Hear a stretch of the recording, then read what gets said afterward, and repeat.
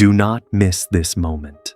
The moment you realize your life is running on a loop is the moment your future begins. It's not the dramatic failure that stops you. It's the subtle, quiet horror that you are becoming excellent at a life you never wanted. You wake up, but your consciousness resists, preferring the comfort of the dark. You are moving through the ritual of your morning, the habitual drink, the pre-chosen outfit, the identical route. It's all on autopilot, a series of mundane tasks and predictable conversations. Then it hits. You catch a glimpse of yourself, a flash in a store window, a darkened screen, a pane of glass, and a chilling question surfaces. Who is that? This is the most powerful psychological trigger of your life, and you cannot afford to ignore it. That is the real you, the authentic core buried beneath 100 layers of performance.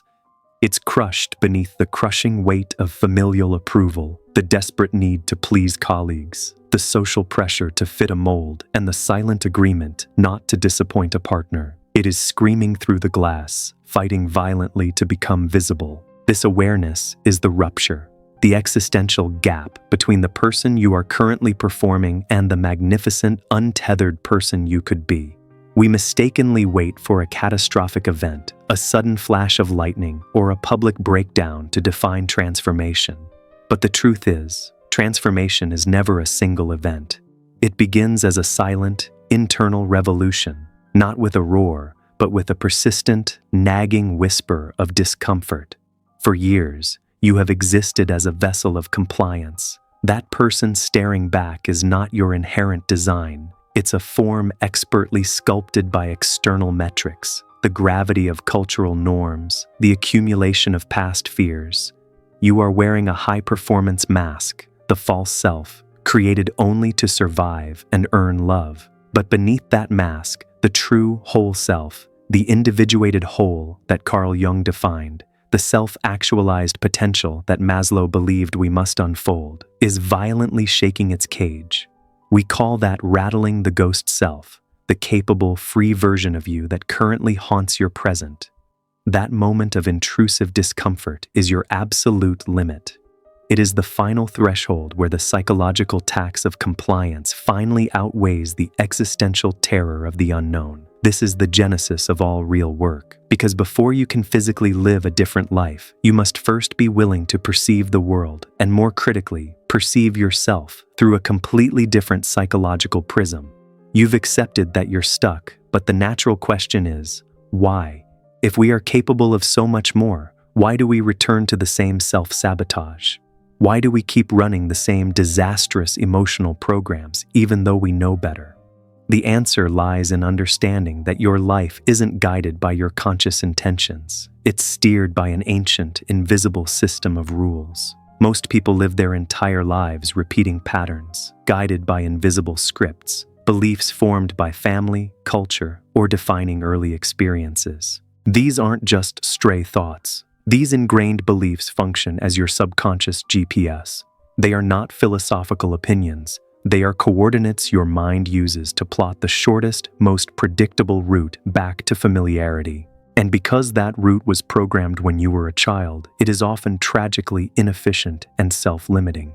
These beliefs become your psychological walls. Phrases like, "I am not equipped for success.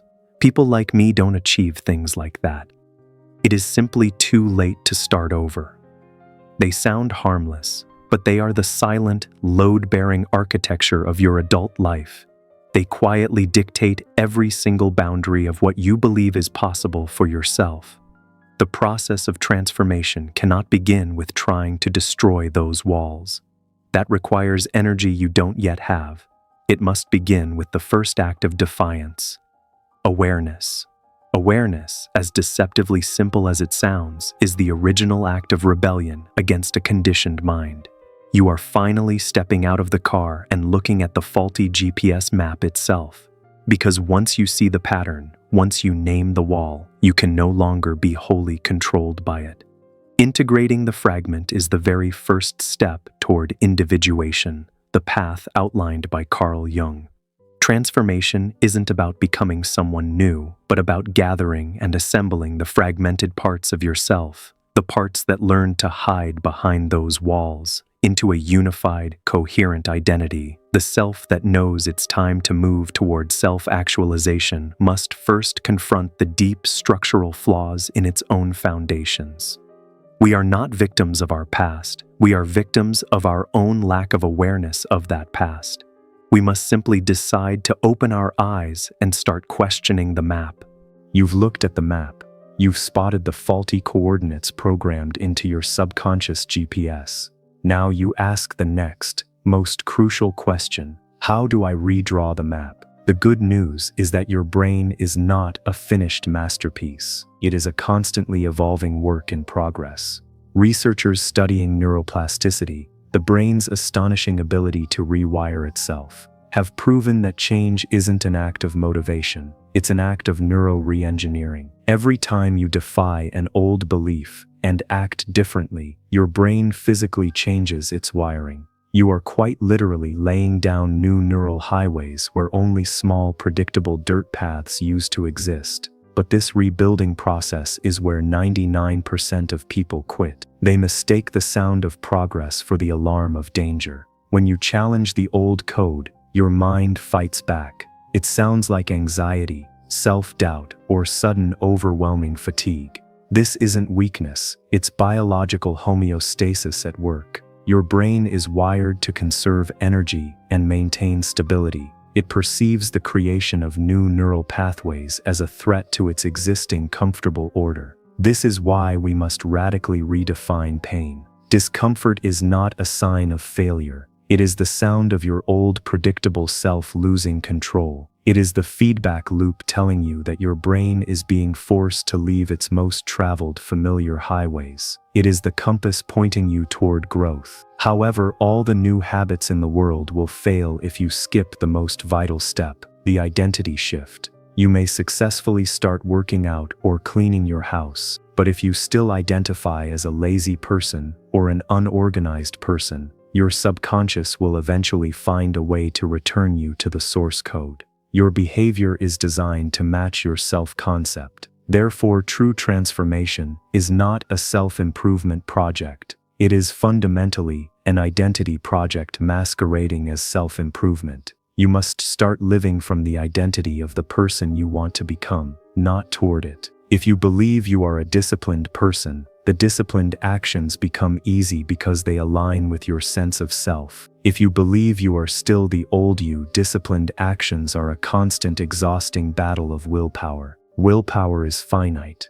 Identity is infinite. Choose to rebuild your identity, and the habits will follow. If transformation were merely about choosing a new identity, everyone would succeed effortlessly. But the psychological journey is rarely a straight line. If you expect a linear ascent, you will be crushed by the inevitable truth. Change is a cycle. You will experience progress, doubt, regression, clarity, and renewal. This process mirrors the deep structure of the hero's journey, where the individual must first willingly leave the comfort of the familiar. But the real test happens in the space between the departure and the return. Entering the psychological airlock, psychology calls this critical period the liminal phase.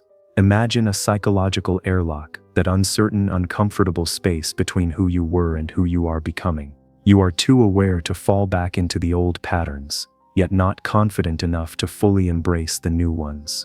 This is where most self-transformation journeys stall and fail.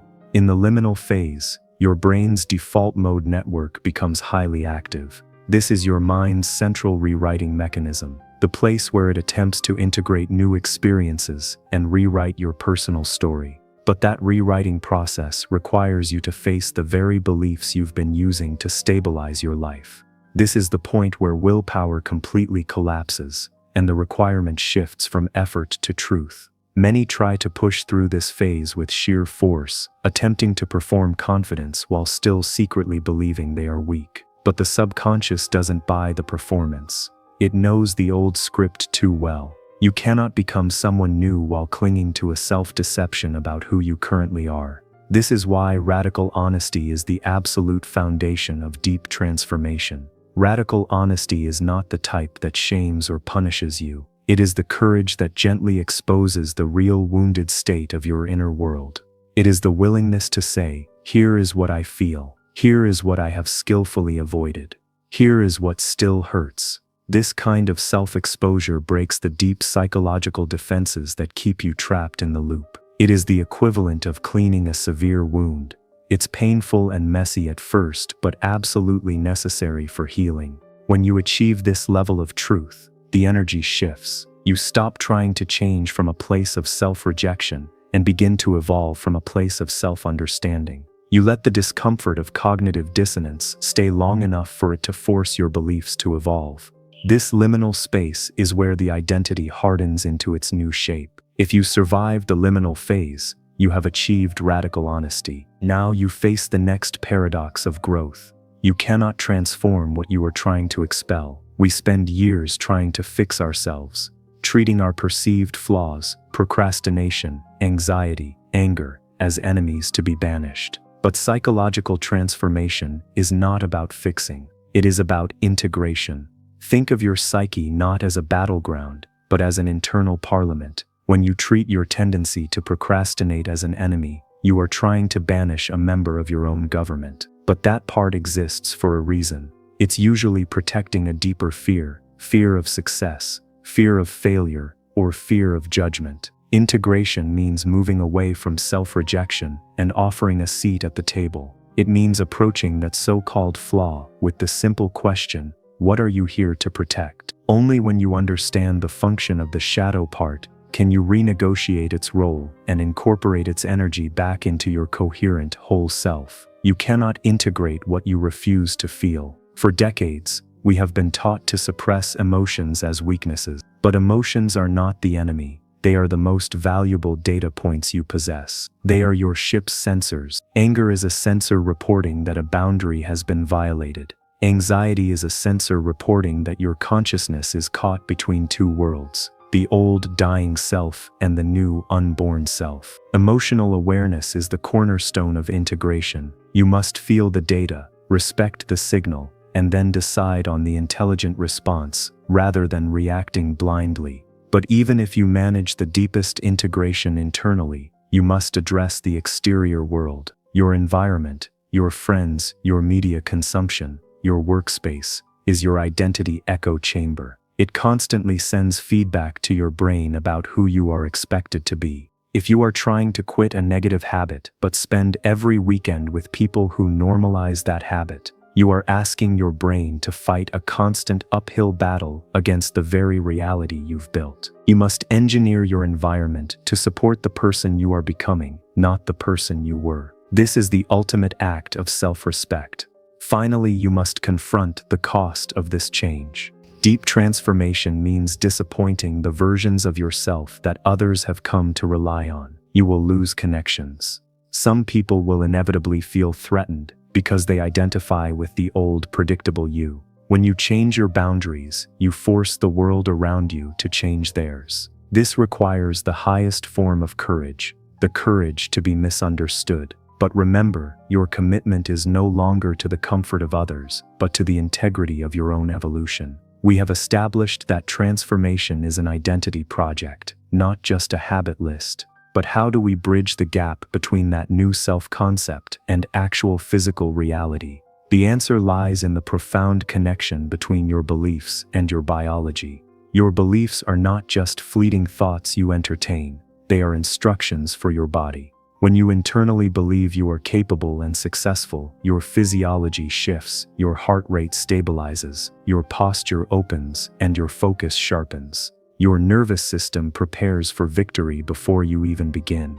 This isn't magic. It is the biology of expectation. The brain responds to what it believes to be true. This is the power behind practices like visualization and affirmation, provided they are done with genuine emotional conviction. Neuroscientists have confirmed that vividly imagining yourself performing an action activates nearly the same brain regions as physically doing it. You are essentially building a subconscious rehearsal room. The more vividly you rehearse your new identity inside this room, the more your brain starts to recognize this new reality as familiar. and the less friction or resistance you feel when you attempt to act on it in the real world. You become, quite literally, what you practice being. But here is the final critical distinction that sinks most transformation journeys: the difference between pretending and embodying. Pretending is a superficial behavior. I am trying to project a fabricated image. This is fueled by anxiety. Embodying is deep alignment.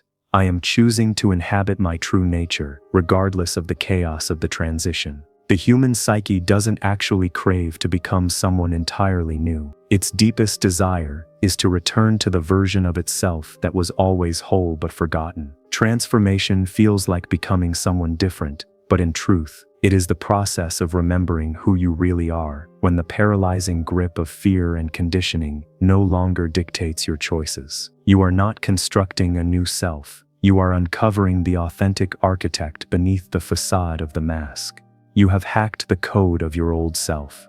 You understand the science of discomfort, the necessity of the liminal phase, and the power of integrating your shadow. But here is the final, essential truth of this journey. Transformation does not end. Before we embrace the future, we must acknowledge the psychological toll of the past. There is a little-known principle in psychology called the law of emotional conservation. It suggests that suppressed emotions, the pain, the fear, the anger you swallowed over years, do not vanish. They merely transform into complex patterns, projections, or even physical tension. When you truly commit to transformation, these stored emotions inevitably rise to the surface. This is why growth often feels like breakdown. It's not that you are breaking, but that your mind is finally releasing the emotional backlog it has been holding. The fatigue, the confusion, the sudden tears, these are not signs of weakness. They are signs that the energy is being processed.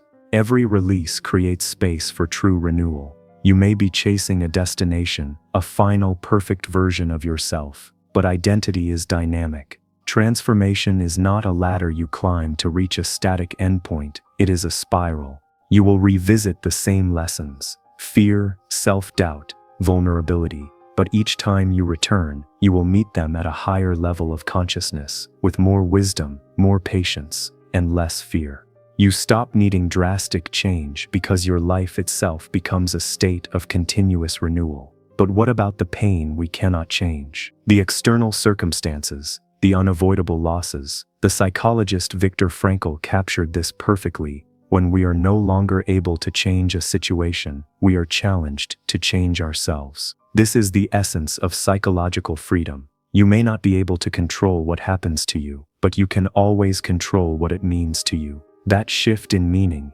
that profound reframing, is what gives pain its ultimate purpose. If you find yourself standing at a threshold now, confused, afraid, unsure who you are becoming, know that this confusion is not failure. It is the necessary space between two identities. The old structure is dissolving, and the new one is taking shape. Transformation is not something you do to yourself. It is the way you live. You stop trying to become someone, and you simply start being someone. You learn without trying, you heal without rushing. In the end, this entire journey was never about becoming extraordinary. It was about cultivating the awareness, compassion, and truth required to realize that being ordinary, but conscious, is extraordinary enough. Look back at every ending you've survived. Every failure, every heartbreak, every moment of despair was life's way of shaping you into someone capable of greater depth. The person you are becoming is not the result of luck or motivation. It is the result of every single choice you made to face yourself honestly when it would have been easier to hide. It's not glamorous, it's not easy, but it's real. And in the end, that is all that matters: to live a life that is true, aware, and awake enough to say, I didn't just exist, I evolved. If this video resonated, you are likely standing on the threshold right now. We want to hear from you. In the comments below, share one limiting belief, one piece of that old code that you are actively choosing to rewrite this week. By naming it, you strip it of its power. Let us create an echo chamber of courage in the comments section. Thank you for watching.